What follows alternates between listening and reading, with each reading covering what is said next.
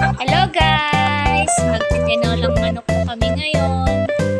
Kaya manghingi muna tayo ng pangsahog sa manok. Yan, yan.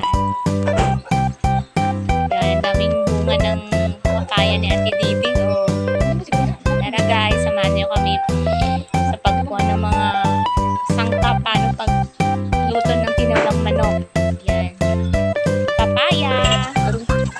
Then, malunggay. Yan. Sa kapitbahay po nila yan. Ewan ko kaninong may-ari ng malunggay. Dito sa probinsya, kahit pwede mong hingin. Yan. Tanglad. Pwede ka lang manghingi. Yan. Ang sahog po namin yan sa tinolang manok. Kompleto na. Manok na